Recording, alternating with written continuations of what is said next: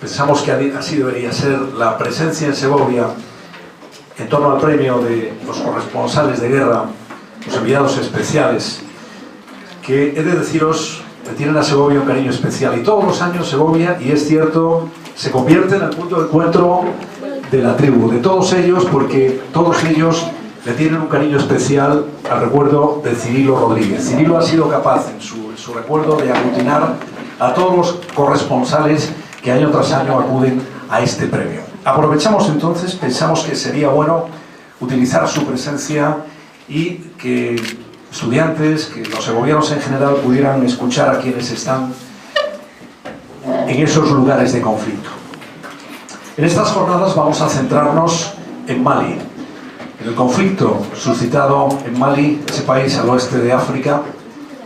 Antes de presentar a quienes me acompañan en la mesa, quiero ceder la palabra a quien nos acoge, que es la Universidad Agustín García Matilla, como decano de la Facultad de Ciencias Jurídicas Sociales y de la Comunicación, al que en nombre de la Asociación de la Prensa quiero agradecer la colaboración, sin la cual resultaría más difícil para la Asociación de la Prensa hacer las jornadas. Agustín, muchas gracias. Muchísimas gracias. Bueno, quería en primer lugar agradecer a la Asociación de la Prensa.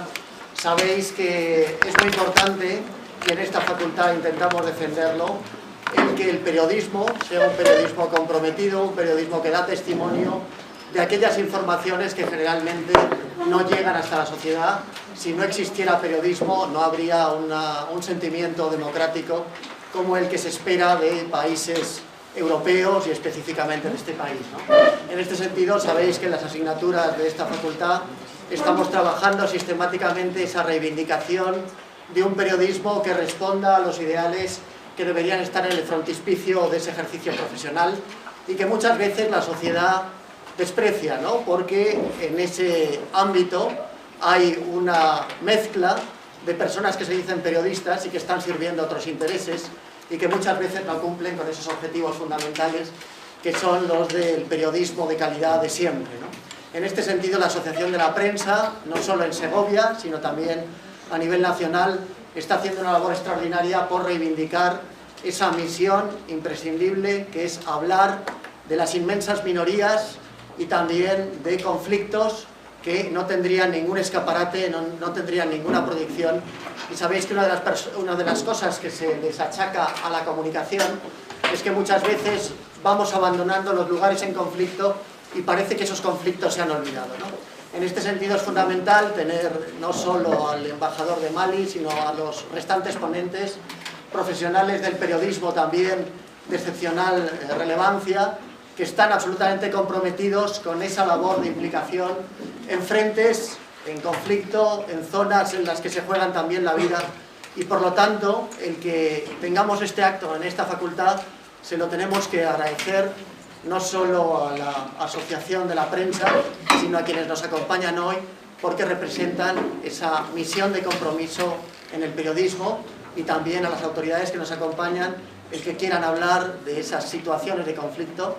Sabéis que el contexto europeo, ahora en crisis, ha sido responsable también, muchos países europeos, de esa colonización desaforada en el continente africano. Muchas veces hablamos de conflictos étnicos, pero en realidad lo que no hacemos es responsabilizar a nuestras sociedades occidentales de esa creación artificial de fronteras, de esa implicación con guerrillas que muchas veces responden a intereses que son exclusivamente crematísticos, y por lo tanto es importante también que tengamos una visión de carácter social, y vuestro compromiso como personas jóvenes, como gente que estáis estudiando comunicación, es fundamental para transformar la sociedad y transformar también el mundo. Muchas de vosotros estáis estudiando publicidad y relaciones públicas, y parece exótico que exijamos ese compromiso desde áreas que se han identificado con áreas de la comunicación no muy comprometidas, ¿no? Podréis no estar saliendo a las calles cuando hay conflicto, pero sí es importante que ese compromiso íntimo con la comunicación, con la universidad y con el cambio y transformación social sea algo que llevéis a la práctica con vuestra conciencia, con vuestros trabajos, con vuestra ética y con el futuro de compromiso en vuestra profesión de comunicación.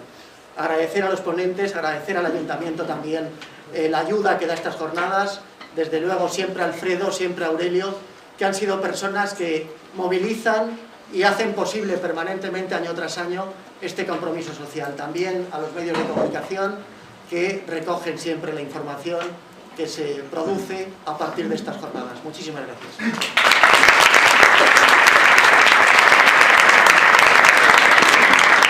Muchas gracias, Agustín. Repito, el agradecimiento sincero a la universidad, agradecimiento también al ayuntamiento representado por Javier Giraldez, a la circunstancia de que Javier Giraldez es un profundo conocedor del país del que vamos a hablar, de Mali. Casi 20 años viajando a Mali, tiene muchos amigos y él nos ha ayudado a montar esta mesa redonda. Y tomamos como referencia el conflicto de Mali en esta ocasión para tratar de responder a los interrogantes clásicos del periodismo: qué, quién, cómo, cuándo, dónde, por qué. Vamos a adentrarnos en este conflicto. Presento a la mesa. Voy a iniciar con el embajador de Mali, primer embajador de Mali en España, Sekoundir Gassou Ciss. Embajador, muchísimas gracias por acompañarnos esta noche. Si además de verdad que está encantado usted aquí en Segovia. Muchísimas gracias. Hay otro embajador, que es el embajador en misión especial para el Sahel. Es un embajador extraordinario que se ha creado precisamente para la ocasión, Antonio Sánchez Benedito Gaspar. Embajador, muchísimas gracias por prestarse a acudir a esta mesa redonda en Segovia. Nos acompaña también Antonio Martorell, capitán de navío, jefe del área de la Unión Europea. Antonio Martorell, muchísimas gracias. Y dos queridos compañeros, a los que seguramente conocéis todos, habéis visto sus imágenes en tantos conflictos. Maite Carrasco, freelance, trabaja para iTelecanal Plus, Francia, ya vive ahora en París, acaba de regresar de Túnez, antes estuvo en Siria, trabaja, como decía, para El País, para La Nación Argentina, para Informativos Telecinco, para Alemania, entre otros, y ha cubierto la operación militar a Serval, precisamente allí en Mali. Maite, bienvenida, y nos haces mucho sufrir cuando te vemos por ahí, siempre al límite y jugándote la vida, porque los compañeros que están cubriendo estas informaciones en países en conflicto se juegan la vida. Sé que a ellos no les importa, que lo hacen porque consideran que tienen que estar ahí. Maite nos va a servir de traductora con el embajador habla español, pero por agilizar. Y Óscar Mijallo, querido compañero periodista también, enviado especial de televisión, que ha cubierto la intervención francesa en Mali y también las consecuencias del conflicto con los rebeldes yihadistas. Óscar Mijallo, bienvenido, amigo. Buenas tardes. Voy a situar en 3 líneas el conflicto. Ellos después lo harán mejor, pero para situarnos. Ha pasado más de un año, realmente, enero del año pasado, desde que estalló la rebelión tuareg en el norte de Mali, y el conflicto con el paso del tiempo se ha ido transformando. Y lo que comenzó como un alzamiento separatista, derivado de un problema interno, consecuencia de la marginación histórica que sienten los tuareg, los hombres azules, con respecto a Bamako, se ha convertido en un conflicto internacional. Con la intervención de Francia contra los grupos yihadistas que se hicieron fuertes en el norte y con consecuencias para toda la región del Sahel, para el norte de África y también para Europa. Quizá la batalla más importante es la que se libra en Mali en la lucha, o es la batalla contra el dominio de Al-Qaeda en el Magreb islámico, en este territorio, en el contexto del combate de las potencias europeas contra esta organización terrorista que opera en el Sahel. Iniciamos el turno de intervenciones y creo que es obligado dar la palabra y situarnos en primer lugar con la realidad hoy del país. Señor embajador, ¿cuál es la situación, la realidad de su país y cómo afronta su gobierno el conflicto en estos momentos? Merci beaucoup. Oui, merci beaucoup. Je tiens d'abord à dire à tous les habitants de Segovia que c'est toujours un plaisir d'être ici. Vous avez un très beau pays, en tout cas à l'intérieur, et je m'engage à revenir régulièrement à Segovia a chaque fois que j'aurai une opportunité. Primero de todo quiero empezar agradeciendo a Segovia su acogida, decir que me gusta mucho estar aquí, me gusta mucho este país y que no dudaré en regresar.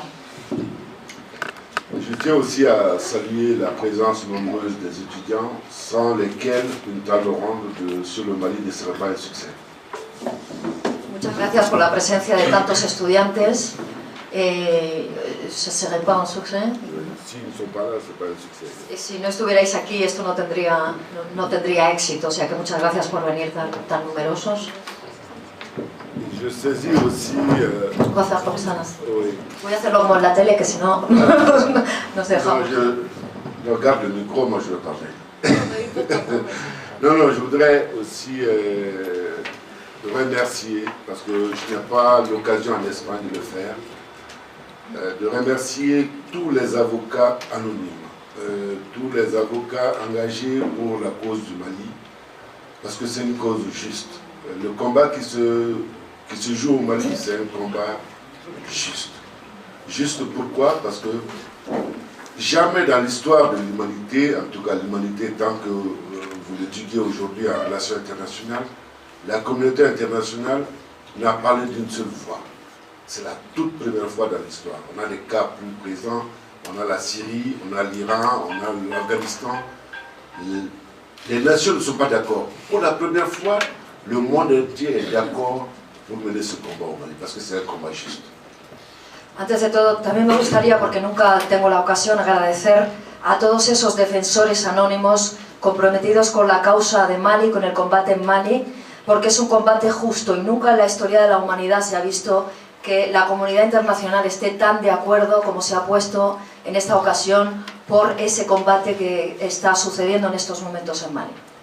Ce qui s'est passé dans mon pays il y a un an, je veux le comparer un peu à ce qui s'est passé au Japon il y a 2 ans, lorsqu'il y a eu la catastrophe de Fukushima.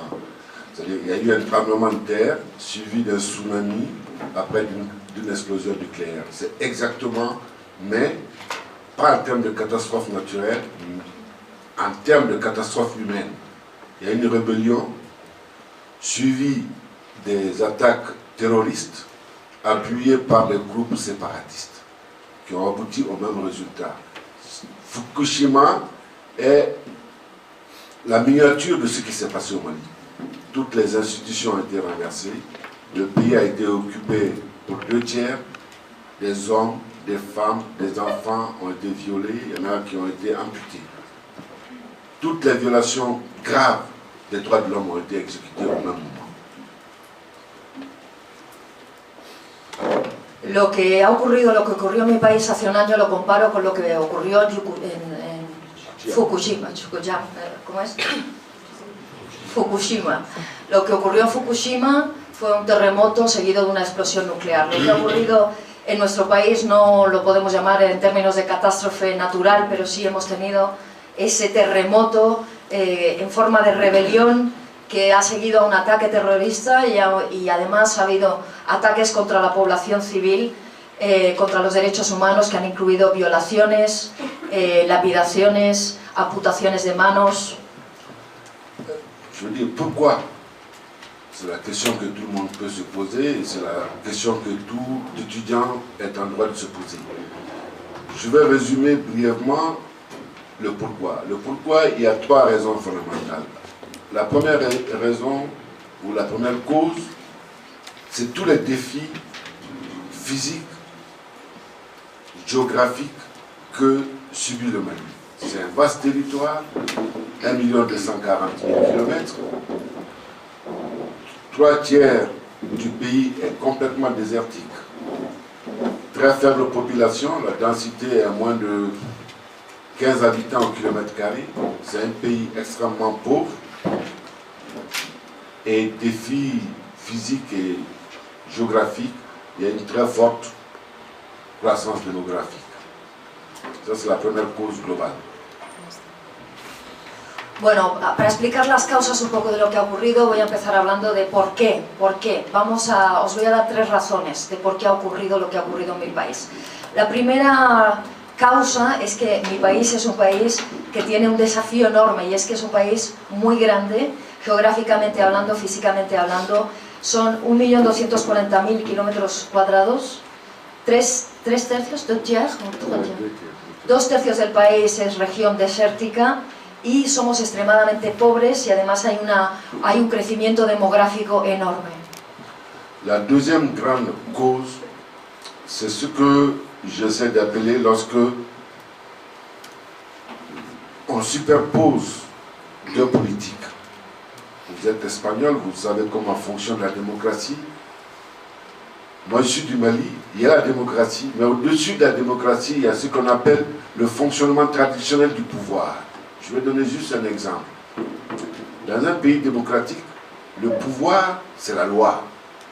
Lorsque le président du gouvernement ici viole la loi, on le sanctionne. Donc son pouvoir est bâti sur la loi. Lorsque on est au Mali, c'est vrai qu'on est un pays démocratique, mais dans la conscience populaire, le pouvoir, c'est la force, la puissance. Et lorsque vous prenez le chemin de la démocratie, vous arrivez au pouvoir par les voies des urnes, vous pouvez l'exercer par la puissance. C'est-à-dire, on ne vous touche pas, vous devenez quelqu'un d'intouchable. Vous devenez quelqu'un d'omnipotent. Donc même si vous faites des erreurs, on ne peut ne pas vous l'expliquer ou vous le reprocher. Ça, c'est la deuxième cause fondamentale. La segunda causa fundamental es que se superponen dos políticas en Mali. Aquí en España sabéis lo que es la democracia. En un país democrático el poder es la ley.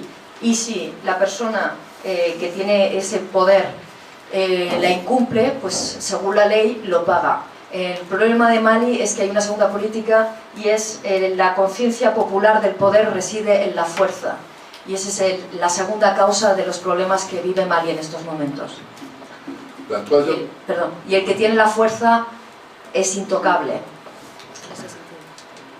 La troisième raison fondamentale, c'est un peu les politiques de développement menées ou proposées par nos partenaires au développement.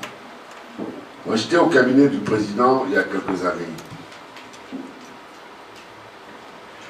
Le budget de défense du Mali, c'est un budget minuscule, moins de 1% du budget national. Pourquoi? Parce que simplement, les pays qui nous aident à nous en sortir nous interdisent de payer des armements, de former des militaires. Parce que il y a d'autres paramètres à prendre en compte. C'est le taux de scolarisation, c'est le taux d'accès à la santé. Et lorsque, au bout de 20 ans, je pense que le colonel est là, il pourra peut-être l'expliquer mieux que moi, si au bout de 20 ans, aucune armée ne reçoit d'investissement ou de ressources pour se former, pour s'améliorer, cette armée n'est plus une armée. La tercera causa, y muy importante, es la política de desarrollo que nos proponen nuestros socios. Yo estaba en el gabinete y asesoraba al presidente, y os tengo que decir que el presupuesto de desarrollo es menos del 1% de los países que nos dan esa ayuda, nos prohíben que se invierta en asuntos militares, en defensa. Y la verdad es que ese es un gran problema cuando tenemos un ejército que durante 20 años no recibe ningún presupuesto. Perdón, embajador, estamos trazando la situación. No sé si en este primer turno de intervenciones hay algún dato más que añadir. ¿Otra cuestión? ¿Puedo ajouter? Non, je voudrais juste dire 2 ou 3 choses avant de laisser la parole à mes collègues. Me gustaría decir 2 o 3 cosas antes de dejarle la palabra a los demás. Je voudrais dire à tous les étudiants d'ici que le Mali est une vieille nation. C'est une nation qui a plus de 2000 ans d'histoire, qui au cours de ces 2000 ans d'histoire a failli disparaître plusieurs fois et a pu revivre et se développer. De agradecer poder participar con vosotros y también deciros que como diplomático tengo un gran respeto y admiración por el trabajo que hacéis. Creo que en cierto modo hacemos cosas en paralelo. Nosotros somos intérpretes también de una realidad, somos cronistas de ahí del país donde estamos, intentamos acercar sociedades, naciones, y creo que es esa misma labor de un corresponsal, y especialmente de un corresponsal de guerra, como los premios que se van a conceder mañana. En ese sentido, creo que siempre se establecen buenos lazos de complicidad entre las dos profesiones, o las dos maneras, los dos enfoques de ver una realidad internacional y de actuar sobre ella. comentabas bueno, el enfoque internacional de una crisis que creo que es múltiple. La crisis de Mali es una confluencia de factores que ha apuntado también el embajador Cissé, de factores políticos que tienen que ver con debilidad de las instituciones del gobierno, debilidad de unas fuerzas armadas efectivamente infradotadas, de un país en cierto modo desarticulado, una reconciliación que todavía está por venir entre pueblos del norte y pueblos del sur. Hay factores de seguridad en una región, el Sahel, que no tiene unos contornos geográficos muy definidos. El Sahel procede del árabe, quiere decir orilla, es la zona, borde orilla, es la zona cercana, inmediatamente cercana al Sáhara, pero por donde históricamente han transitado comunidades de tuaregs, comerciando con todo tipo de mercancías a lo largo de un desierto que durante mucho tiempo fue barrera y ejerció un papel similar al que pudo tener el Atlántico entre América y Europa, pero que actualmente con los medios de GPS y 4x4 no es ningún tipo de obstáculo. Aquellos tráficos de aquellos tiempos se han convertido ahora en tráficos de personas, en tráficos de armas, en tráficos de droga y en una delincuencia organizada que supone un desafío para la seguridad de todos estos países. Unido también a una penetración del islamismo más radical que no tiene raíces propias en una región tradicionalmente tolerante, sino que es en gran medida un fenómeno importado desde el exterior. Por tanto, desafíos políticos, desafíos de seguridad, desafíos de criminalidad organizada y desafíos, por supuesto, también humanitarios, desafíos de desarrollo en una de las regiones más pobres del planeta. Níger, Mali, habitualmente Níger de nuevo vuelve a ocupar el último lugar en el índice de desarrollo humano. Mali también ha estado en esas situaciones año tras año. Desafíos medioambientales, en una lucha por unos recursos escasos. Se pone de manifiesto, por ejemplo, en la práctica desaparición del lago Chad, del que viven muchas personas de la región, o en el conflicto de Darfur entre sociedades sedentarias y nómadas. Por tanto, es necesario un enfoque regional amplio, un enfoque global, que tenga en cuenta todos estos elementos que han conducido a una crisis en Mali, pero que podría haber sucedido en realidad en cualquier otro país de la región. Es por eso que la comunidad internacional debe estar coordinada y creo que los esfuerzos van dirigidos en ese sentido para intentar atajar estos tres tipos de factores. En el ámbito más político, por supuesto, pues hay que dar el protagonismo a los propios malienses para volver a situar el país en una senda de democracia, para intentar llevar a cabo ese proceso de reconciliación entre comunidades del sur y comunidades del norte. Es importante que tengan lugar unas elecciones y que pongan fin al periodo de interinidad actual, con un gobierno surgido de un golpe de Estado a raíz de las sublevaciones del norte y de la amenaza terrorista. Esas elecciones en principio van a tener lugar en el mes de julio. En el ámbito de la seguridad, la operación militar francesa, con apoyo de otros países, creo que ha ido bien, ha conseguido parar esa amenaza directa que incluso corría el riesgo de llegar a la capital Bamako, y ahora debe ser relevada fundamentalmente por una operación internacional, por una misión de estabilización en el marco de las Naciones Unidas, de acuerdo con la resolución 2100 del Consejo de Seguridad. Finalmente, en el ámbito de desarrollo humanitario, ha tenido lugar recientemente una conferencia de donantes en Bruselas, en la que ha participado el presidente de Mali, por supuesto, junto con los presidentes Hollande y Barroso, y también el ministro de Asuntos Exteriores español, y donde se están poniendo a disposición del desarrollo de Mali nuevos fondos. España, por tanto, creo que está apoyando todos estos esfuerzos.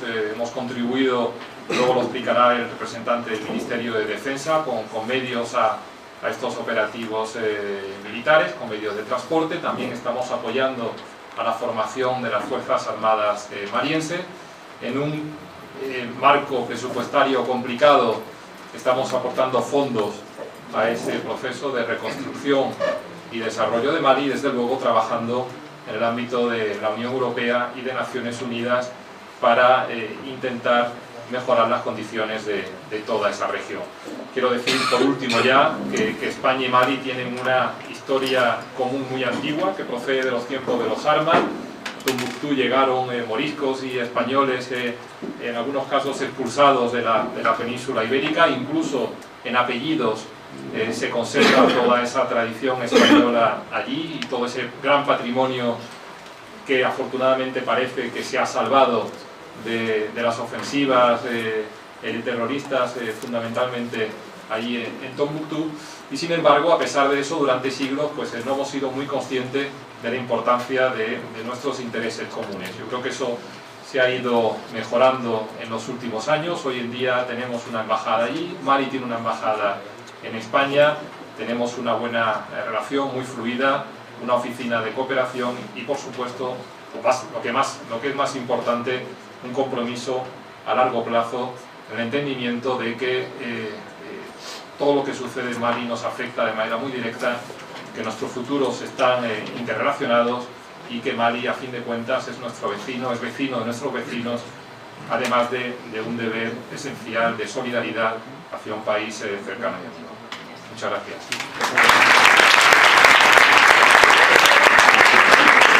Bien, esas son las razones políticas, las razones de la diplomacia para intervenir en Mali. ¿En qué se concreta esa intervención? Toma la palabra el representante del Ministerio de Defensa, como he dicho antes, Antonio Martorell, capitán de navío, jefe del área de Unión Europea. ¿Qué estamos haciendo allí? ¿En qué se concreta nuestra presencia, la de España en Mali en este momento? Bien, primero, como mis predecesores, agradecer tanto al Ayuntamiento como a la Universidad y a la Asociación de la Prensa la oportunidad de estar aquí entre todos vosotros, y al auditorio por estar aquí a una hora que, hablando como español, es un poco inhóspita. Quiero ser breve porque creo que lo importante es dar paso luego a un coloquio con toda la audiencia. Los factores han quedado claros, creo. A mí me gustaría añadir un factor más, que es la crisis de Libia, que tiene una incidencia muy clara en el desarrollo de la situación en el Sahel. Cuando finaliza la crisis de Libia, un número importante de excombatientes que habían participado en la guerra de Libia cruzan el Sahel y se van instalando en Mali. Hay un tráfico importante de armas, y todo esto hace que lo que toda la comunidad internacional veíamos como el foco del terrorismo yihadista lo tenemos en Afganistán y lo tenemos muy alejado de Europa. De repente tenemos a las puertas de Europa un foco creciente para este terrorismo, que es una amenaza que la tenemos a muy poca distancia, y la comunidad internacional y Europa en particular reacciona. Ante una reacción en un continente tan específico como África, a mí me gustaría apuntaros una serie de condicionantes, porque a veces la opinión pública no entiende por qué no hacemos o por qué no somos más rápidos. Entonces, el primer principio, y es consecuencia un poco de lo que el decano dijo en su intervención del colonialismo de las potencias europeas en África, es el principio de apropiación africana. Es decir, desde la comunidad internacional se trata de respetar este principio, que se traduce en que los problemas africanos se resuelven por africanos. Eso lleva a que otro principio que se aplica es el de no boots on the ground, no botas sobre nuestra tierra, no botas extranjeras, y se trata de aplicar también siempre. Y por supuesto todo el tema de la legalidad. Hace falta una involucración de las Naciones Unidas con sus sucesivas resoluciones que autoricen una intervención. A nivel de la Unión Europea hace falta una decisión del Consejo, hace falta una petición del país afectado, y todo este proceso que dirige la diplomacia no es un proceso que se resuelva de un día para otro, lleva su tiempo. Cuando en marzo del 2012 se produce el golpe de Estado del capitán Sanogo, es un golpe interno a un país que hasta entonces había sido una democracia modélica, que se independiza en el 60, y la comunidad pues reacciona condenando el golpe. Se une la CEDEAO, la Unión Africana, desde Unión Europea se empiezan a tomar a pensar en acciones que se podrían llevar a cabo. Esto ocurre en marzo.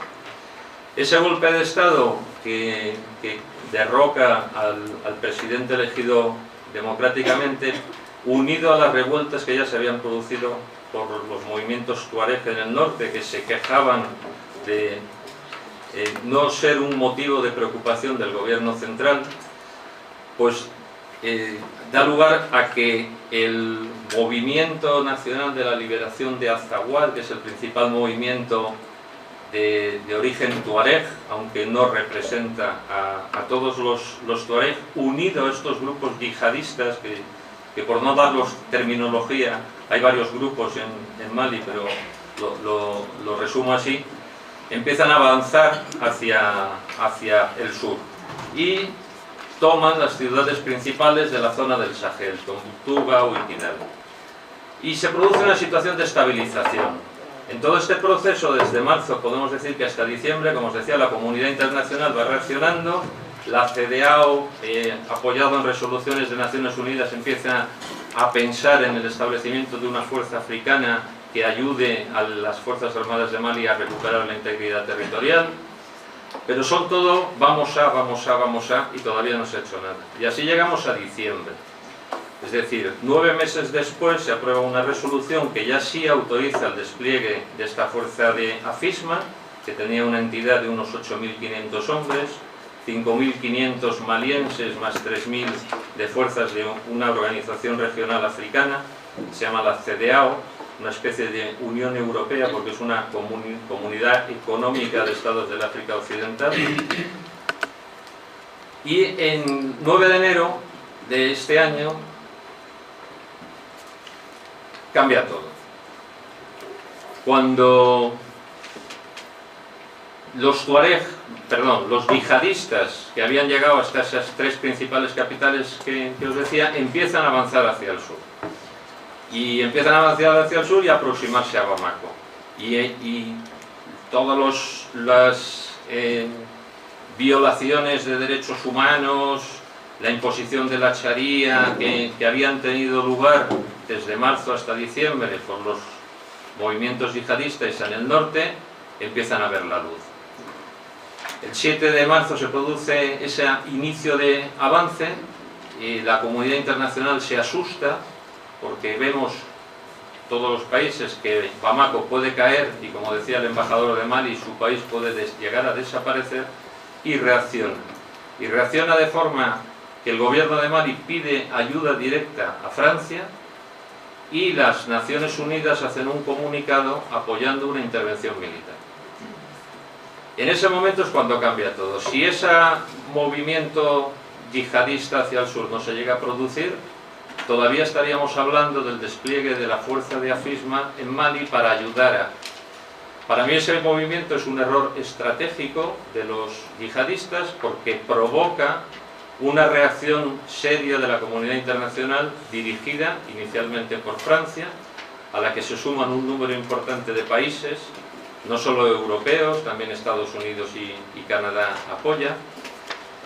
Y por otra parte, una de las cosas que decía el embajador, que es la falta de formación y capacitación de sus Fuerzas Armadas, es considerado un objetivo prioritario de la Unión Europea y la Unión Europea aprueba una misión de adiestramiento de esas fuerzas que está sobre el terreno. Concretando la pregunta del moderador, que es cómo hemos reaccionado en la intervención por parte de España, en la intervención francesa, en la operación que se denomina Serval, por un lado se ha autorizado a los aviones franceses para todo su despliegue a cruzar el espacio aéreo español. Por parte naval también hubo un despliegue naval de todas las fuerzas, un importante porcentaje se desplazó vía marítima y se puso un despliegue de protección nacional para las fuerzas francesas cuando cruzaban el estrecho de Gibraltar, y se colaboró desde prácticamente el principio y se mantiene un avión de transporte a disposición de los movimientos que necesite Francia en el teatro. Por parte de la misión de la Unión Europea, que se llama EUTM Sahel Mali, que es European Union Training Mission in Mali, eso es un despliegue de unos 550 efectivos europeos en labores, por un lado, de asesoramiento a los mandos de las Fuerzas Armadas malienses para desarrollar y construir, porque prácticamente son inexistentes, sus Fuerzas Armadas, y eso se hace en la capital, en Bamako. Y luego el adiestramiento, se va a adiestrar a 4 batallones de los 8 de que dispone las Fuerzas Armadas de Mali. 8 batallones son unos 5.000 hombres, 4 batallones significan 2.500 hombres, en un periodo de 15 meses, que se inició en febrero, es decir, llevamos 3. Se va a adiestrar a los 4 batallones en turnos rotatorios. Y por parte europea, como decía, hay unos 550 efectivos, de los que España está proporcionando 58 ahora mismo, y se están adiestrando del orden de 700 soldados malienses. Esto se va a repetir en 4 tandas en 15 meses, es decir, que acabaremos en julio del año que viene habiendo adiestrado a la mitad de lo que hoy es el ejército de Mali. Y ya se empieza a hablar en el seno de la Unión Europea de que esta misión va a necesitar una ampliación por otro año para completar la formación de todas las Fuerzas Armadas malienses. Formación que va unida a capacitación, concesión de materiales, etc. Y luego en el coloquio hablamos. Muchas gracias al representante del Ministerio de Defensa.